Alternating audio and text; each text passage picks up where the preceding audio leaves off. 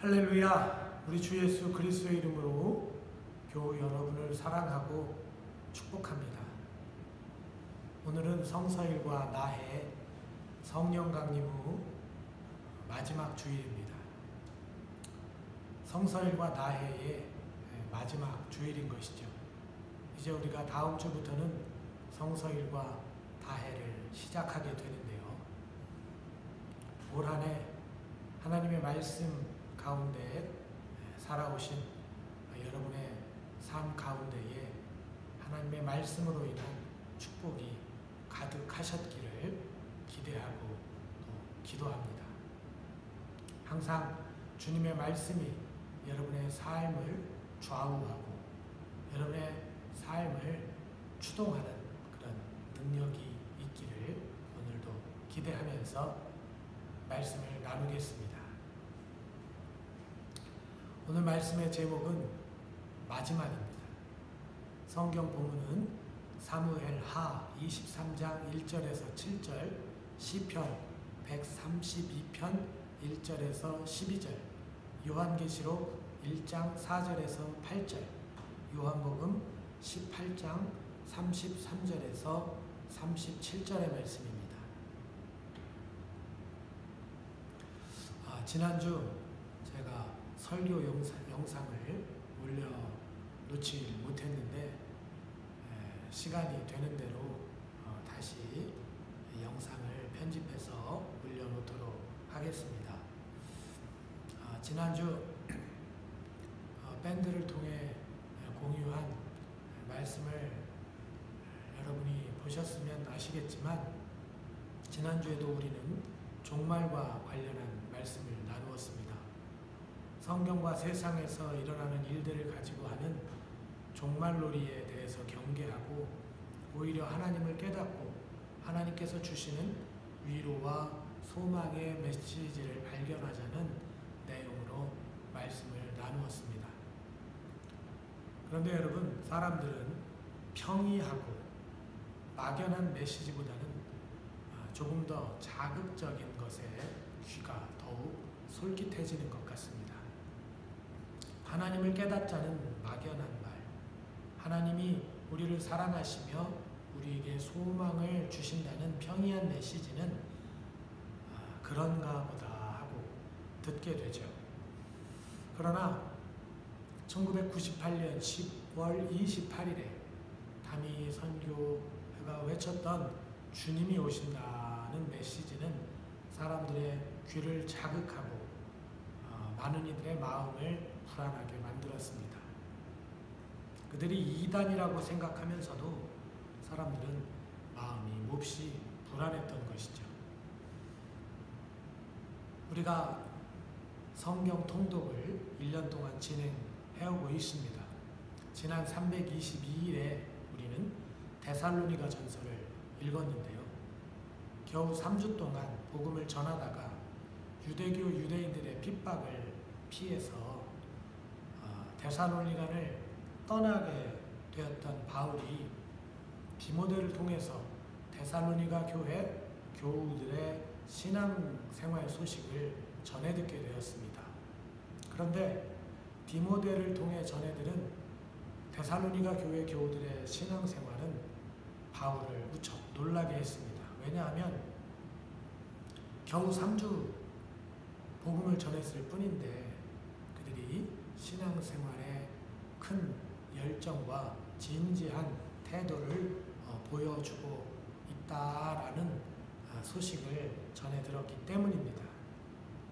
그래서 바울은 그들의 신앙생활을 칭찬하면서 더욱 힘을 내 바른 신앙생활을 하도록 편지를 보내게 되는데 그것이 바로 데살로니가 전서였습니다.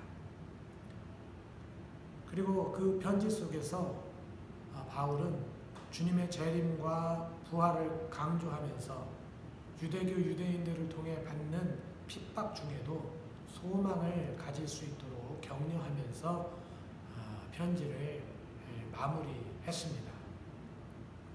그런데 후에 이 편지를 전해들은 데살로니가 교회 교우들에게서 문제가 발생했다고 하는 소식을 바울이 전해 듣게 되었습니다.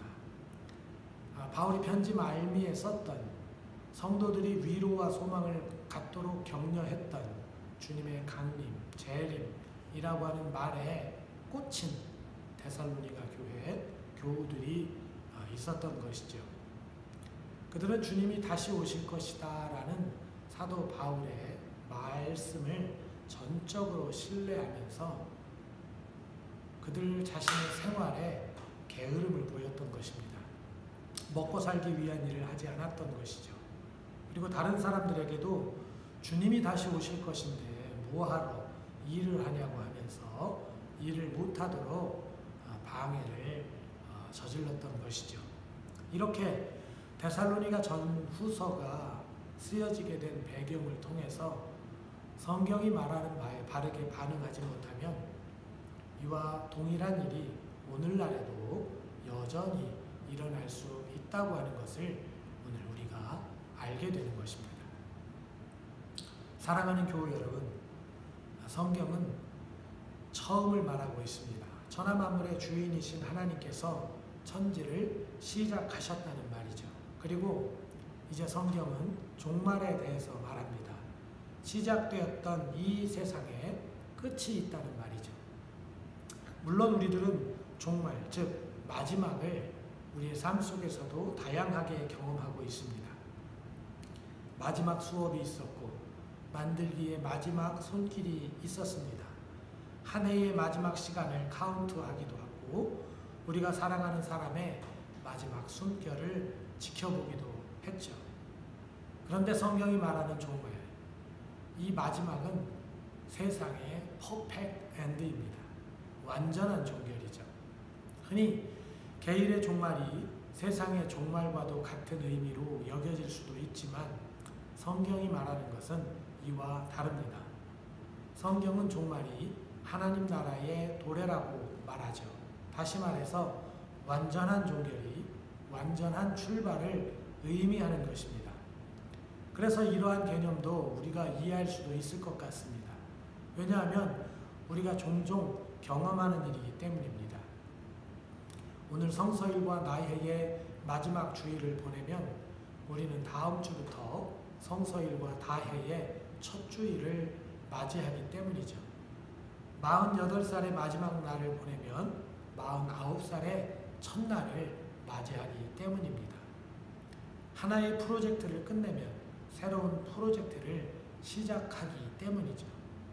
하지만 세상의 종말이 하나님 나라의 시작이라는 것은 우리들이 경험하는 마지막과 시작이라는 개념과는 차원이 다릅니다. 이것을 어떻게 설명해야 바르게 말할 수 있을까 고민할 때 저는 마지막과 시작의 주체가 누구인가라는 질문을 통해서 설명이 가능하지 않을까 생각하게 되었습니다.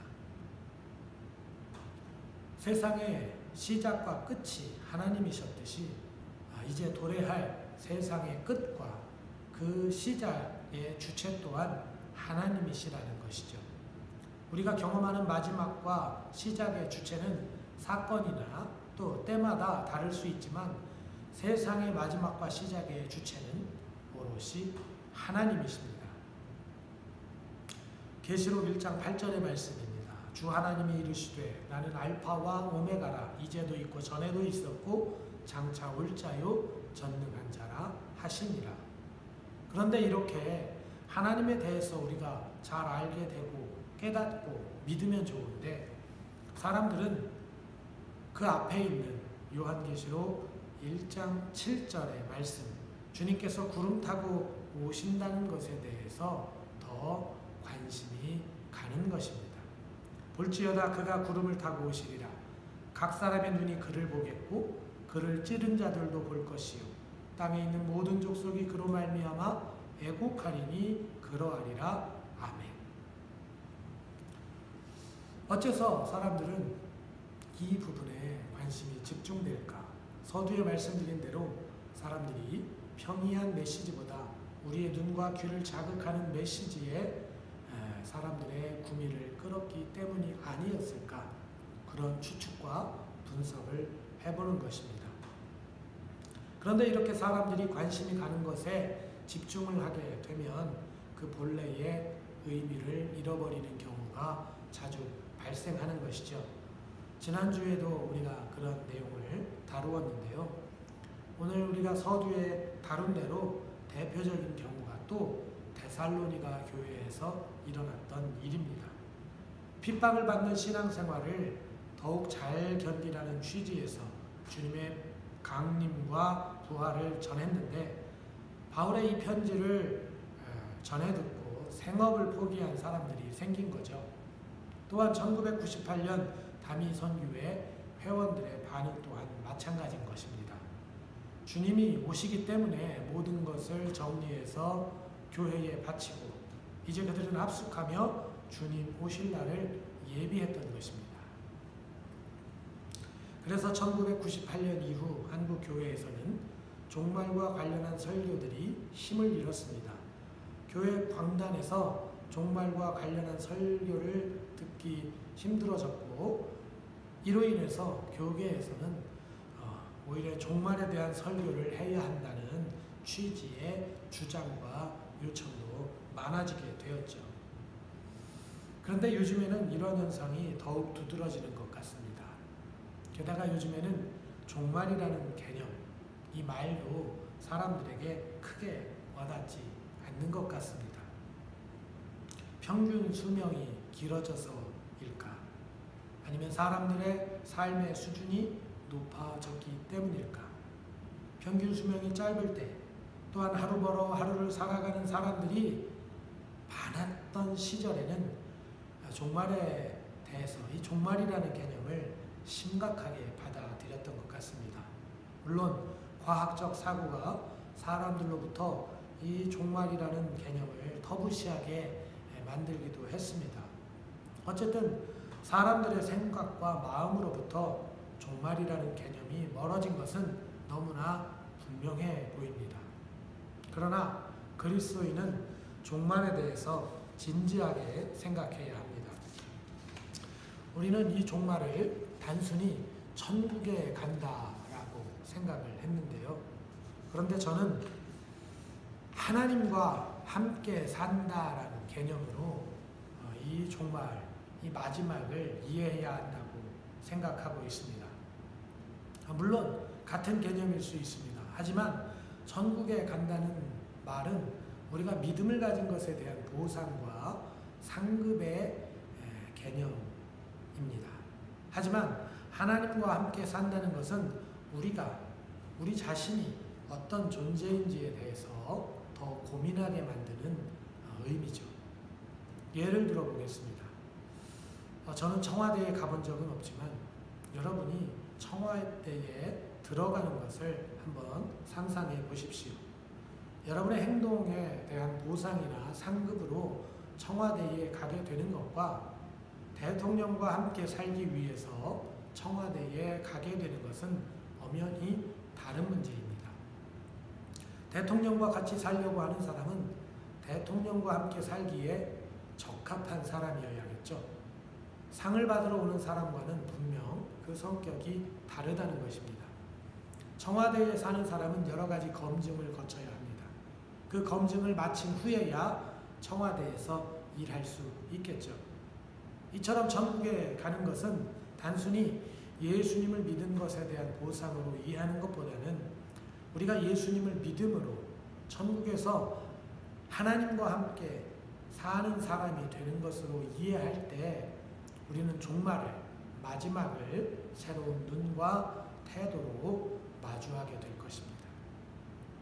종말은, 주님의 재림은 이벤트로 치부해서는 결코 안 됩니다. 예수님을 믿으면 그 이벤트를 넘기는 것쯤으로 생각하는 종말은, 주님의 재림은 너무나 가볍죠. 그렇다면 예수님께서 천국에 대한 비유를 그토록 제자들에게 열심히 가르치시고 설명하지 않으셨을 것입니다. 주님이, 재림이, 종말이 단순히 이벤트였다면 슬기로운 처녀들이 신랑을 맞이하기 위해 기름을 준비해야 한다고 예수님께서 강조하실 이유도, 또 주인으로부터 받은 달란트를 맡아서 그것을 남기기 위해 착하고 충성되어야 할 의미도 없어 보이기 때문입니다. 하지만 종말에 우리가 주님의 재림을 기다리는 것은 주님이 왕으로 계신 주님의 나라에 들어가서 주님과 함께 산다는 것을 의미하는 것이죠. 주님이 왕으로 계시기에 그 나라는 주님께서 다스리시기에 복되고 아름다운 곳입니다. 그곳은 이 세상 어떤 것과도 비교할 수 없는 가치로 채워져 있는 곳이죠. 그곳에 가는 것이 복권 당첨되듯 주어지는 것도 아니고 요절 암송하듯이 내가 주님을 믿습니다, 영접합니다 라고 고백했다고 가는 곳이 아니라는 것입니다. 진실로 주님을 믿고 영접해서 하나님의 자녀가 될 때에야 비로소 가게 되는 것이죠. 또한 여러분, 하나님과 함께 산다는 것은 지금부터 함께 산다는 의미입니다. 종말하면 우리의 삶이 끝날 때 우리 인생의 마지막에 오는 것이라고만 다들 생각하는 것 같습니다. 하지만 종말은 지금부터입니다. 그런데 이 부분에 있어서 우리가 매우 안전하고 평화로운 시대를 살고 있기 때문인지 잘 느끼지 못하는 것 같습니다.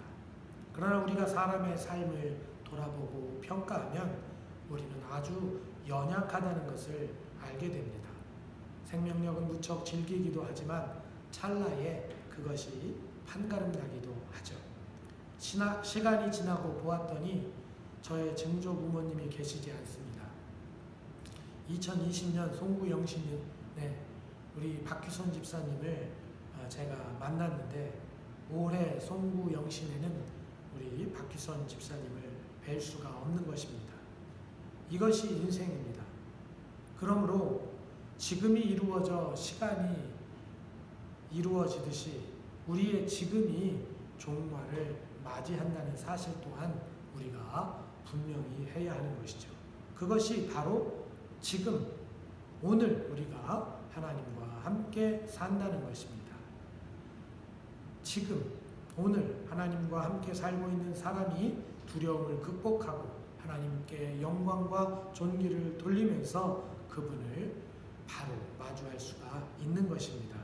그런 의미에서 그의 인생에 늘 하나님과 함께 했던 다윗의 유언은 우리로 많은 생각을 하게 합니다. 하나님이 나와 더불어 영원한 언약을 세우사 만사에 구비하고 견고하게 하셨으니 나의 모든 구원과 나의 모든 소원을 어찌 이루지 아니하시랴. 사무엘하 23장 5절에 있는 말씀입니다. 다윗은 그의 평생에 하나님과 함께 사는 자였기에 하나님께서 그를 구원하실 것에 대한 믿음을 가질 수가 있었고 그의 인생이 하나님의 인도하심을 받을 것을 의지할 수가 있었습니다. 사랑하는 교우 여러분, 성서일과 나해, 성령 강림 후 마지막 주일로 예배를 드리고 있습니다. 정교회 교회력으로는 그리스도 왕 대축일로 지키는 날이죠. 그래서 이날 우리는 마지막에 대해서 생각해 보게 됩니다. 우리 인생의 마지막은 여러 모양으로 계속 반복되고 있습니다. 그래서 자칫 우리는 마지막을 하나의 이벤트 정도로 생각하게 됩니다. 그러나 진정한 마지막, 세상의 최후는 하나님께서 주관하신다는 사실을 분명히 하는 저와 여러분이 되시기를 바랍니다.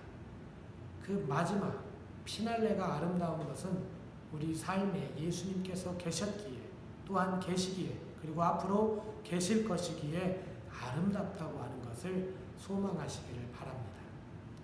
지나갈 이벤트를 기다리는 것이 아니라 그 이벤트를 복되도록 우리가 오늘도 주님과 함께 살고 있다는 사실을 기억하시면서 주님과 함께 살기에 부족하지 않은 자로 사는 여러분들이 되시기를 축복합니다. 그 길의 주관자 되시는 주님의 은혜와 능력 그리고 평화가 가득하기를 축복합니다. 여러분의 삶을 진중하게 관조하면서 그 삶을 복되고 아름답게 하시는 주님을 믿고 영접하는 은혜가 여러분들에게 충만하시기를 축복하고 소망합니다.